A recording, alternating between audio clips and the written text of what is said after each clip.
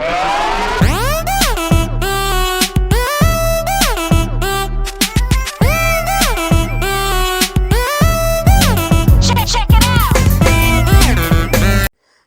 welcome to my platform.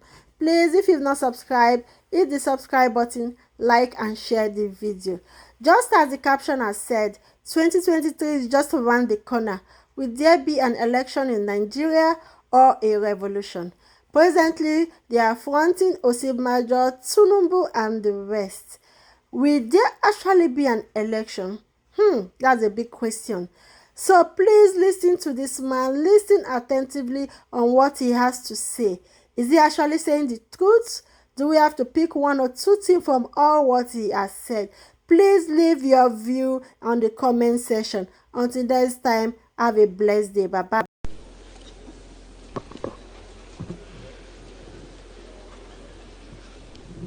Mr. Chairman, the Secretary to the conference, distinguished delegates, I will be very brief. There will be no padding. I wish to thank the President for this opportunity for re-engineering the country. I wish to go straight to say that the problem we have in this country is because we have suffering from mental slavery. Over 300 years ago, our parents sold our brothers and sisters into slavery. 300 years later, we are not different. We are still selling ourselves into slavery. There is no originality in this country. This is the root of the problem we have. Those days, the price for the slaves were trinkets, beads, gunpowder, gin, thank you very much, and so on. The price today is foreign aids. The price today is political influence. The problem we have is not of our own making. And unless we address those issues, our collusion with the colonial masters is going to cause us more problems. If we look all around, look at the ceiling, there is nothing that is new, nothing indigenous in this hall. The country itself is not indigenous. Even the coup, we are blaming the military. Even the coups that we have is not of our own making. I believe there is the author of one of the books I have read in this conference who stated that the idea of a coup was first suggested in one of the military conferences they attended in America.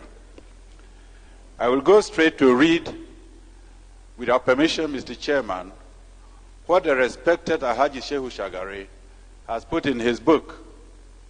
And I ask every member here to get that book, because I know most members here have the book written by Clinton, but they have not bought the book written by Haji Shehu Shagari. And I'm going to quote what he has written. Quote, I was particularly struck by a conversation I had with a Greek professor attached to an international agency in Geneva. He told me his opinion of why West Europeans were supporting the rebellion against Nigeria. It was, he said, common among Westerners to sympathize with the underdog in any dispute, which in this case happens to be the Eastern Igbo. But what was even more important to the West was that Nigeria was a potential rival power in Africa, a force which had to be checked before it becomes a threat to Western European interests on the continent. The Biafran challenge, accordingly, provided a suitable opportunity to trim Nigeria's growing wings.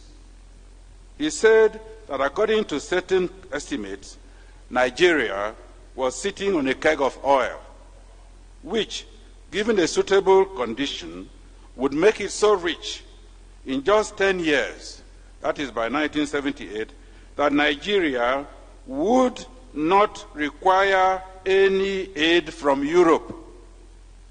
Indeed, Nigeria would be in a position to assist other African countries, especially the poorer ones, and thus undermine an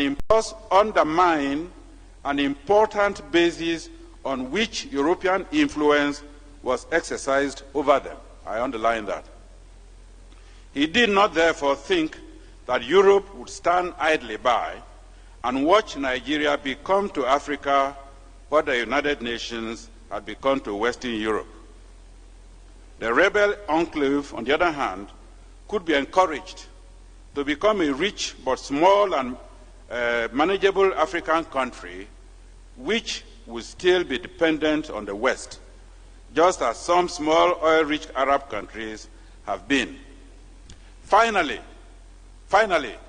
he assured me that whatever happened in the future, the West would never allow Nigeria to develop to a position where its wealth and power would threaten West European interests in Africa.